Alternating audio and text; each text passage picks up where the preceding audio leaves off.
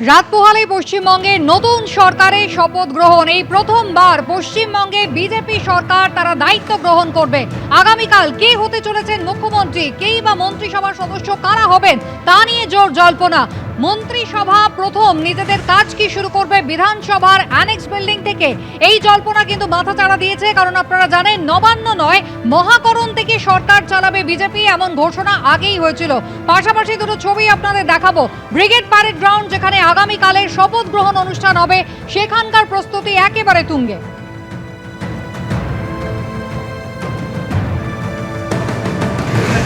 নবান্ন নয়, আপাতত কি তাহলে বিধানসভাতেই নতুন মুখ্যমন্ত্রী সচিবালয় হবে? বিধানসভার অ্যানেক্স বিল্ডিং, সেখান থেকেই কি নতুন মন্ত্রিসভা তাদের কাজ চালাবে? আগামীকাল ব্রিগেডে বেলা 11টায় বিজেপি সরকার তারা শপথ গ্রহণ করতে চলেছেন। মুখ্যমন্ত্রী কে হবেন, জল্পনা একেবারে তুঙ্গে।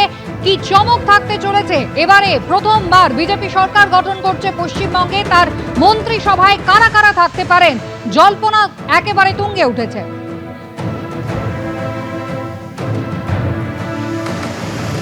বিজেপির পক্ষ থেকে কিন্তু আগেই জানিয়ে দেওয়া হয়েছে যে নবান্ন নয় মহাকরণ থেকে তারা সরকার চালাবেন। যদিও একেবারে মহাকরণে পিডব্লিউডির যারা আধিকারিক রয়েছেন তারা পৌঁছে গিয়েছেন শেষ মুহূর্তে, সেখানে তোড়জোড় কিন্তু চলছে। তবে তারও আগে মন্ত্রিসভা প্রাথমিকভাবে কাজ কি বিধানসভা থেকেই শুরু করতে চলেছে।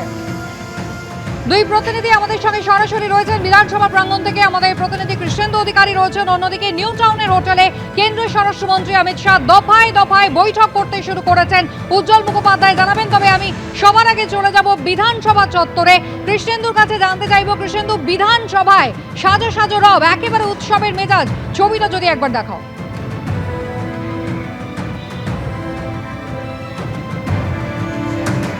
যোগাযোগ করার চেষ্টা করছি আমাদের প্রতিনিধি কৃষ্ণেন্দু অধিকারীর সঙ্গে।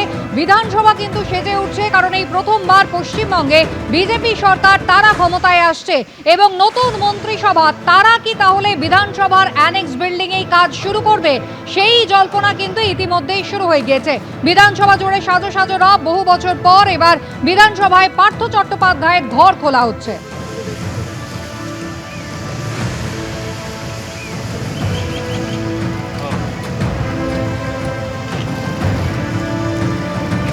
কৃষ্ণেন্দু অধিকারী বিধানসভা চত্বর থেকে আমাদের প্রতিনিধি সরাসরি রয়েছেন। বিধানসভায় একেবারে সাজো সাজো রব। কৃষ্ণেন্দু, ছবিটা আমাদের দেখাও একবার।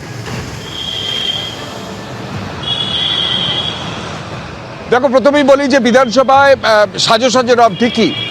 কালকেই রাত পোহালেই নতুন সরকার শপথ দেবে এবং সেই নতুন মন্ত্রীরা শপথ দেবেন এবং তারপরে তাদের গন্তব্য হবে এই বিধানসভায়।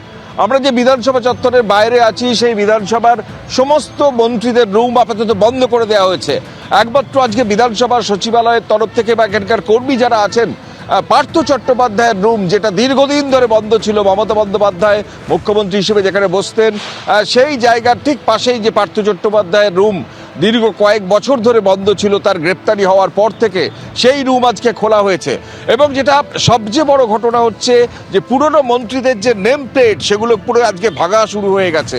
আমরা কিছুক্ষণ আগেই ভেতরে দেখে এলাম, ফিরহাদ হাকিম, চন্দ্রিমা ভট্টাচার্য, শোভনদেব চট্টোপাধ্যায়, যাবতীয় যারা মন্ত্রী তাদের যে ঘর, সেই ঘরের যে নেম প্লেট সেটা ভাঙার কাজ শুরু হয়ে গেছে।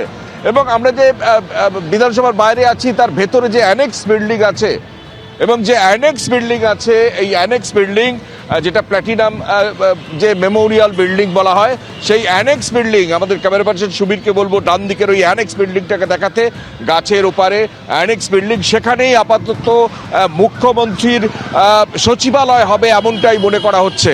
কারণ তুমি জানো যে বিজেপি যে সরকার করবে তাতে সিদ্ধান্ত নেওয়া হচ্ছে তারা নবান্নে যাবেন না, অর্থাৎ নবান্ন থেকে সরকার পরিচালিত হবে না, কিন্তু মহাকরণ থেকে হবে। কিন্তু মহাকরণের কাজ যতদিন না সম্পন্ন হয়, যেটা জানা যাচ্ছে যে এই যে বিধানসভার ভেতরে, বিধানসভা চত্বরের অলিন্দে, বিধানসভার ক্যাম্পাসের মধ্যেই যে অ্যানেক্স বিল্ডিং আছে, সেখানে মুখ্যমন্ত্রী সচিবালয় হবে।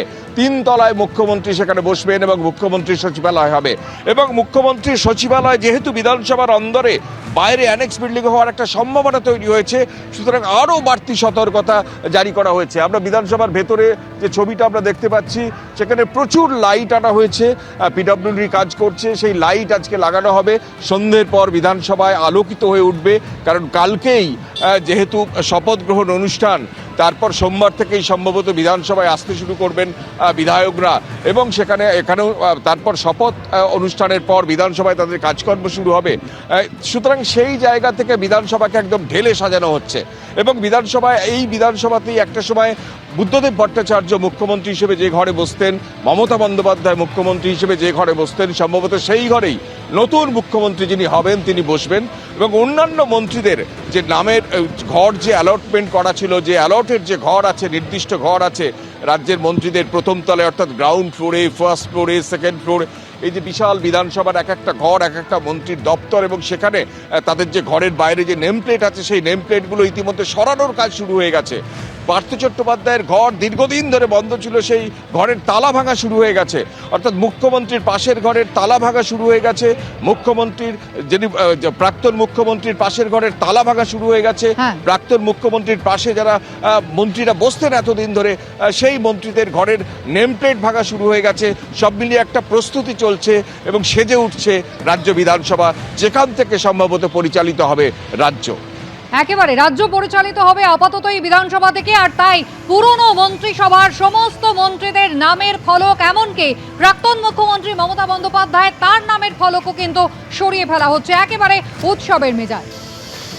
আর অন্যদিকে আগামীকাল আপনারা জানেন যে ব্রিগেড প্যারেড গ্রাউন্ড, যেখানে বিজেপির যারা নবনির্বাচিত জনপ্রতিনিধি তারা শপথ নেবেন, রাজ্যের মুখ্যমন্ত্রী শপথ নেবেন। কে হবেন মুখ্যমন্ত্রী, মন্ত্রিসভায় কারা থাকবেন, সবটাই কিন্তু জানা যাবে আগামীকাল ব্রিগেড প্যারেড গ্রাউন্ডে। একেবারে সেখানেও কিন্তু প্রস্তুতি তুঙ্গে। সকাল 11টায় হবে এই শপথ গ্রহণ অনুষ্ঠান। খোদ প্রধানমন্ত্রী নরেন্দ্র মোদী তিনি উপস্থিত থাকবেন আগামীকাল। ইতিমধ্যেই কলকাতায় এসে পৌঁছে গিয়েছেন কেন্দ্রীয় স্বরাষ্ট্রমন্ত্রী অমিত শাহ। শপথ গ্রহণ অনুষ্ঠানে বিজেপি শাসিত 20টি রাজ্যের মুখ্যমন্ত্রী তারা উপস্থিত থাকবেন বিজেপির সর্বভারতীয় সভাপতি নীতিন নবীন।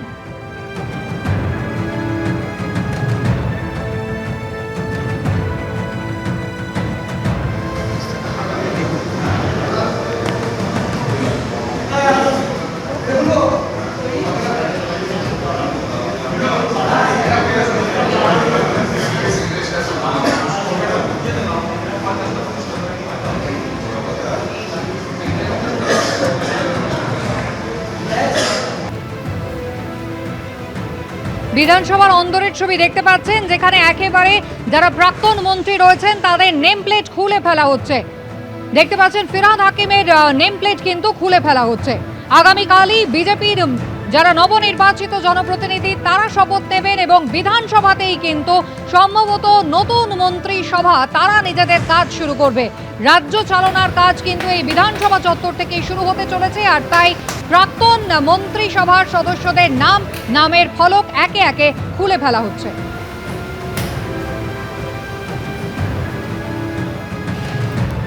এবিপি আনন্দ, এগিয়ে থাকে, এগিয়ে রাখে।